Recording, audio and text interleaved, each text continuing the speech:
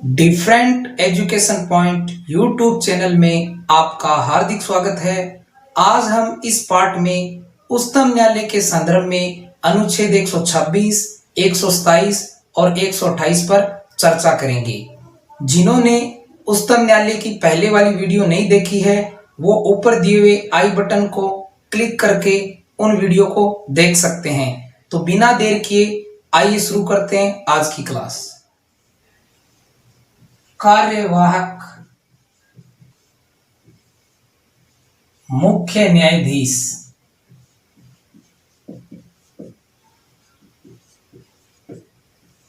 की नियुक्ति।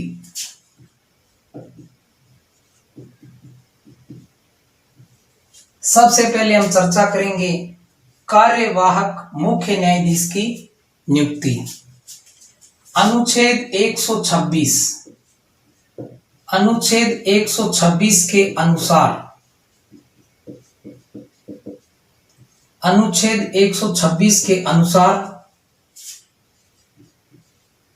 राष्ट्रपति न्यायालय के अन्य न्यायाधीशों में से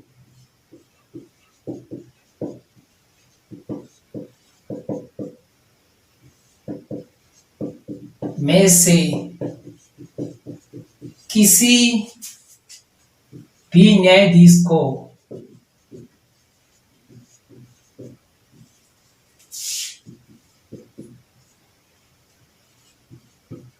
उच्चतम न्यायालय का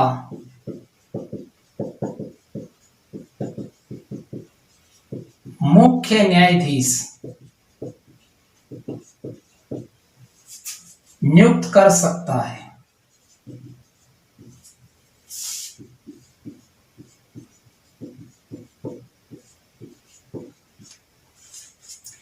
यानी अनुच्छेद 126 के अनुसार राष्ट्रपति उच्चतम न्यायालय के अन्य न्यायाधीशों में से, यानी मुख्य न्यायाधीश को छोड़कर, क्योंकि मुख्य न्यायाधीश तो अभी पद पर है नहीं, उनके स्थान पर काम करेंगे तभी तो इनको कार्यवाहक या कार्यकारी मुख्य न्यायाधीश कहा गया।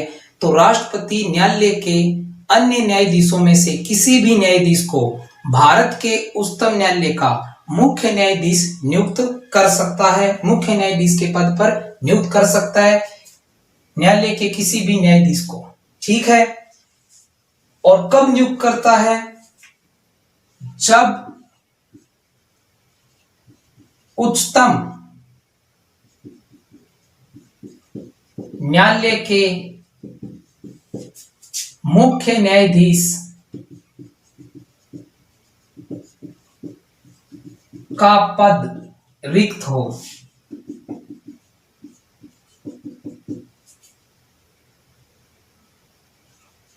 मुख्य न्यायाधीश की अनुपस्थिति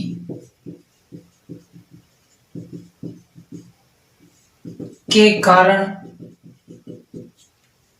या मुख्य न्यायाधीश अपने पद के कर्तव्यों का पालन करने में असमर्थ हो। यानी राष्ट्रपति जब भारत के मुख्य न्यायाधीश का पद रिक्त हो या उच्चतम न्यायालय के मुख्य न्यायाधीश का पद रिक्त हो, उच्चतम न्यायालय के मुख्य न्यायाधीश को भारत का मुख्य न्यायाधीश कहते हैं, जब इनका पद रिक्त हो तो राष्ट्रपति उच्चतम न्यायालय के अन्य न्यायाधीशों में से किसी को भी भारत के मुख्य न्यायाधीश के पद पर नियुक्त कर सकते हैं, उच्चतम न्यायालय के मुख्य न्यायाधीश के पद पर नियुक्त कर सकते हैं। जब उच्चतम न्यायालय के मुख्य न्यायाधीश का पद रिक्त हो या वो अस्थायी रूप से मुख्य न्यायाधीश अनुपस्थित है इस कारण से, या मुख्य न्यायाधीश अपने पद के कर्तव्यों का पालन करने में असमर्थ है, तो राष्ट्रपति किसी भी न्यायाधीश को मुख्य न्यायाधीश के पद पर नियुक्त कर सकते हैं। ये उल्लेख अनुच्छेद 126 में दिया हुआ है, यानी कार्यवाहक मुख्य न्यायाधीश की नियुक्ति। उम्मीद है आपको ये बात अच्छे से समझ में आ भी गई होगी। अब हम देखते हैं अगला अनुच्छेद, अनुच्छेद 127।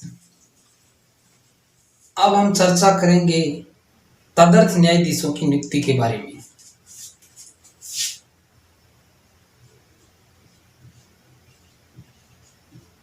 तदर्थ न्यायाधीशों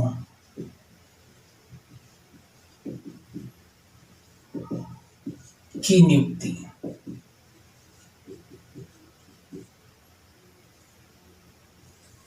एडॉक जज, तदर्थ न्यायाधीश। अनुच्छेद 127 खंड 1 के अनुसार, अनुच्छेद 127 खंड 1 के अनुसार उच्चतम न्यायालय में, उच्चतम न्यायालय की बैठकों में गणपूर्ति यानी कोरम ना होने पर भारत का मुख्य न्यायाधीश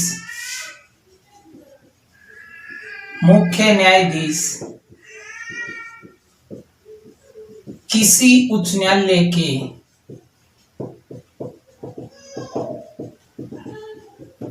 किसी न्यायाधीश को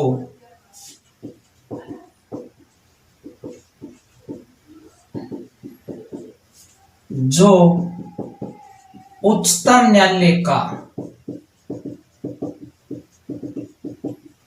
न्यायाधीश बनने की योग्यता रखता हो,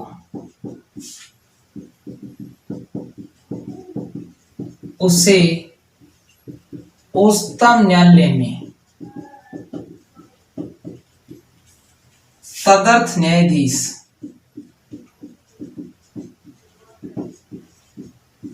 नियुक्त करता है। ठीक है, यानी उच्चतम न्यायालय में तदर्थ न्यायाधीशों की नियुक्ति। अनुच्छेद 127 खंड 1 के अनुसार उच्चतम न्यायालय की बैठकों में जब गणपूर्ति नहीं होती है तो ना होने पर भारत का मुख्य न्यायाधीश, उच्चतम न्यायालय का मुख्य न्यायाधीश किसी भी उच्च न्यायालय के किसी न्यायाधीश को जो उच्चतम न्यायालय का न्यायाधीश, यहां देखो ध्यान रखना, उच्चतम न्यायालय की गणपूर्ति ना होने पर, यानी उच्चतम न्यायालय की बैठकों में गणपूर्ति ना होने पर भारत का मुख्य न्यायाधीश, कौन? भारत का मुख्य न्यायाधीश किसी उच्च न्यायालय के किसी न्यायाधीश को, किसी उच्च न्यायालय के किसी न्यायाधीश को जो उच्चतम यानी सुप्रीम कोर्ट, उच्चतम न्यायालय का न्यायाधीश बनने की योग्यता रखता हो, उसे उच्चतम न्यायालय सुप्रीम कोर्ट में तदर्थ न्यायाधीश नियुक्त कर सकता है। क्योंकि गणपूर्ति सुप्रीम कोर्ट की बैठकों में नहीं है, इसलिए सुप्रीम कोर्ट के मुख्य न्यायाधीश किसी हाई कोर्ट के किसी जज को जो सुप्रीम कोर्ट का न्यायाधीश बनने की योग्यता रखता हो, उसे सुप्रीम कोर्ट में तदर्थ न्यायाधीश नियुक्त कर सकता है। लेकिन मुख्य न्यायाधीश ये नियुक्ति तभी कर सकता है जब मुख्य न्यायाधीश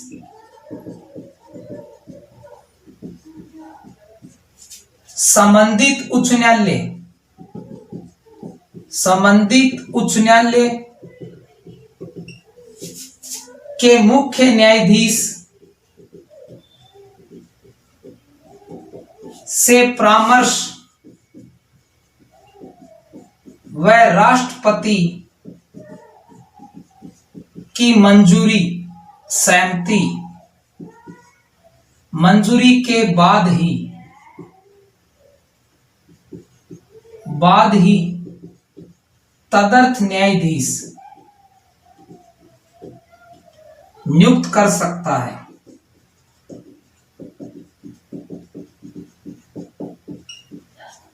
ठीक है, यानी एक बार फिर से देखते हैं हम इसे। तदर्थ न्यायाधीशों की नियुक्ति।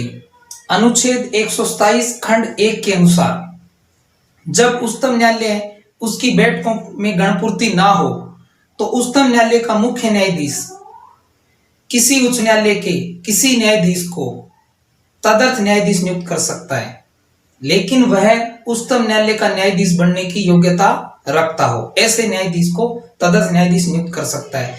लेकिन ये नियुक्ति मुख्य न्यायाधीश तभी कर सकता है जब संबंधित हाई कोर्ट उच्च न्यायालय के मुख्य न्यायाधीश से परामर्श करे और राष्ट्रपति से सहमति ले, मंजूरी ले, उसी के बाद तदर्थ न्यायाधीश नियुक्त कर सकता है। ये बात भी आप अच्छे से समझ गए होंगे। अब हम देखते हैं इसी में आगे अनुच्छेद 127 में आगे देखते हैं। यहां तक आप समझ ही गए होंगे। अनुच्छेद 127 खंड 2। अभी हमने अनुच्छेद 127 खंड 1 देखा था। अनुच्छेद 127 खंड 2 के अनुसार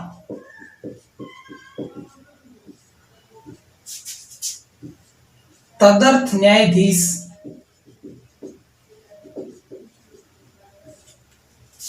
के पद पर नियुक्त होने वाले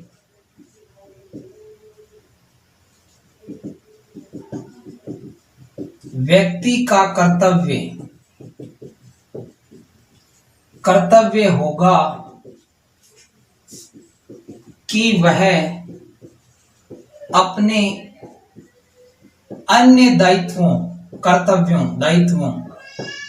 दायित्वों की बजाय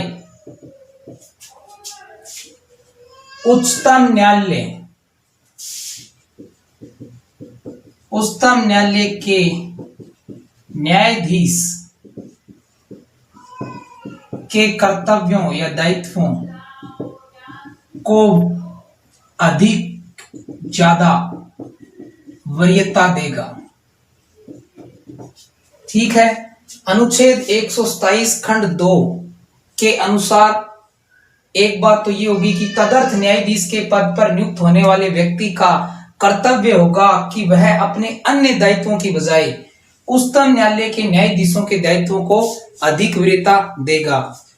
और दूसरी बात ये हो गई कि तदर्थ न्यायाधीश को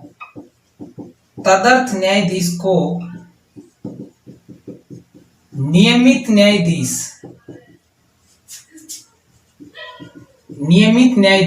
जो उच्चतम न्यायालय के अन्य न्यायाधीश होते हैं, नियमित न्यायाधीश के अनुरूप ही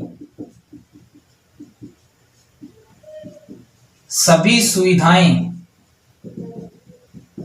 व शक्तियां प्राप्त होगी। यानी जो व्यक्ति तदर्थ न्यायाधीश के रूप में नियुक्त हो रहा है या नियुक्त हुआ है, उसे उच्चतम न्यायालय के अन्य न्यायाधीश हैं जो नियमित न्यायाधीश हैं, उनके अनुसार, उन्हीं की तरह, उन्हीं के अनुरूप सभी सुविधाएं और शक्तियां प्राप्त होगी। ये उल्लेख भी अनुच्छेद 127 खंड 2 में है।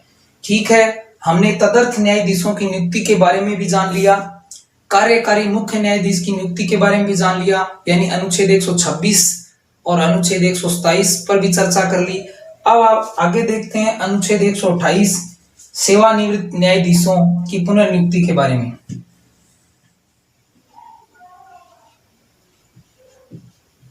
उच्चतम न्यायालय की बैठकों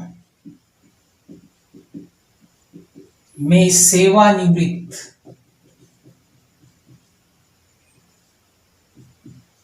न्यायाधीशों की उपस्थिति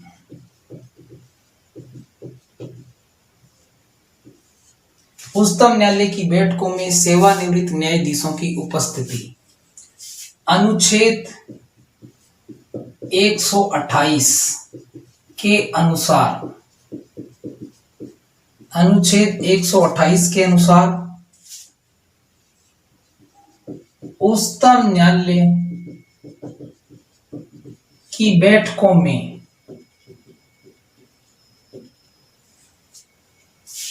गणपूर्ति ना होने पर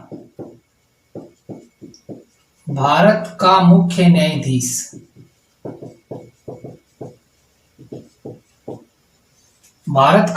न्यायाधीश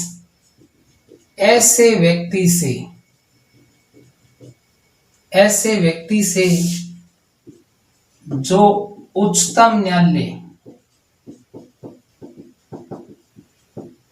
या उच्च न्यायालय का सेवानिवृत्त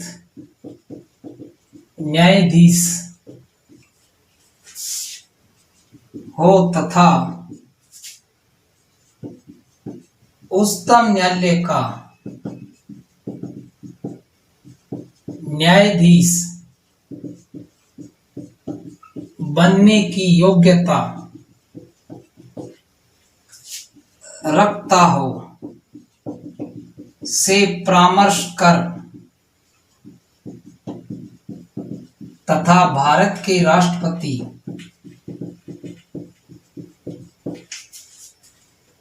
की अनुमति के बाद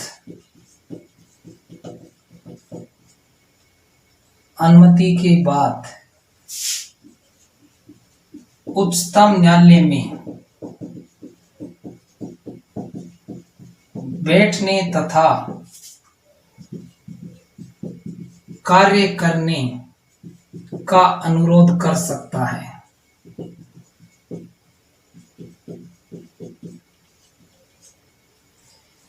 यानी अनुच्छेद 128 के अनुसार उच्चतम न्यायालय की जो बैठक है उसमें गणपूर्ति ना होने पर भारत का मुख्य न्यायाधीश ऐसे व्यक्ति से जो उच्चतम न्यायालय या उच्च न्यायालय का सेवानिवृत्त न्यायाधीश है, जो उच्चतम न्यायालय का न्यायाधीश बनने की योग्यता रखता है, ऐसे व्यक्ति से परामर्श कर तथा राष्ट्रपति की अनुमति के बाद उच्चतम न्यायालय में बैठने और कार्य करने का अनुरोध कर सकता है। यानी उच्चतम न्यायालय की जो बैठक है उसमें सेवानिवृत्त न्यायाधीशों को नियुक्त कर सकता है भारत का मुख्य न्यायाधीश, लेकिन ऐसे व्यक्ति से और राष्ट्रपति से परामर्श के बाद ही मुख्य न्यायाधीश ऐसा कर सकता है। यानी आप इस बात को समझ गए होंगे कि सेवानिवृत्त न्यायाधीशों की पुनर्नियुक्ति किस प्रकार की जा रही है। जब उच्चतम न्यायालय की गणपूर्ति ना हो तब भारत का मुख्य न्यायाधीश जो सुप्रीम कोर्ट या हाई कोर्ट के जो सेवानिवृत्त जज हैं उनको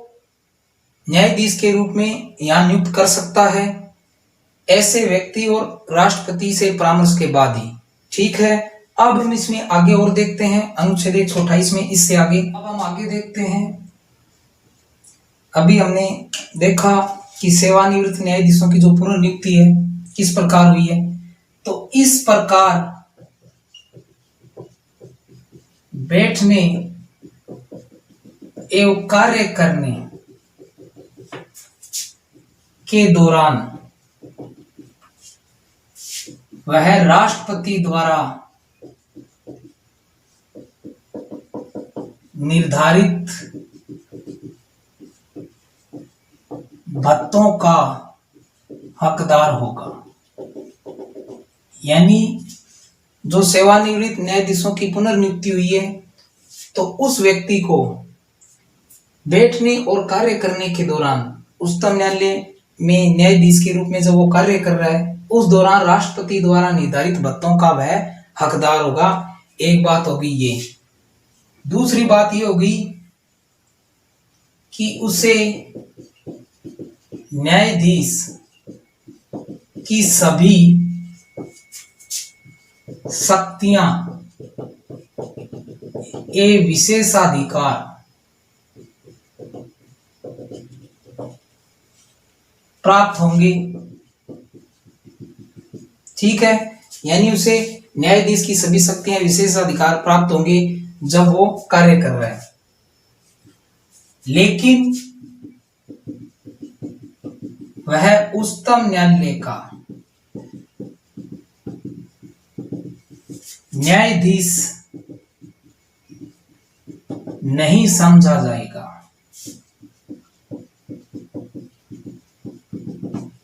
ये बात भी अनुच्छेद 128 में उल्लेखित है कि वह उच्चतम न्यायालय का न्यायाधीश नहीं समझा जाएगा, लेकिन न्यायाधीश की सभी शक्तियां और विशेषाधिकार प्राप्त होंगे और कार्य के दौरान राष्ट्रपति द्वारा निर्धारित भत्तों का हकदार होगा। ठीक है, यहां तक आप बात समझ गए होंगे। आज हमने इस पार्ट में अनुच्छेद 126, अनुच्छेद 127 और 128 पर चर्चा की, यानी कार्यवाहक मुख्य न्यायाधीश की नियुक्ति, तदर्थ न्यायाधीशों की नियुक्ति और सेवानिवृत्त न्यायाधीशों की पुनर्नियुक्ति पर विस्तार से चर्चा की। उम्मीद है आपको आज जो मैंने बताया वो समझ में आया होगा। अगले पार्ट में फिर आपसे रूबरू होते हैं। धन्यवाद।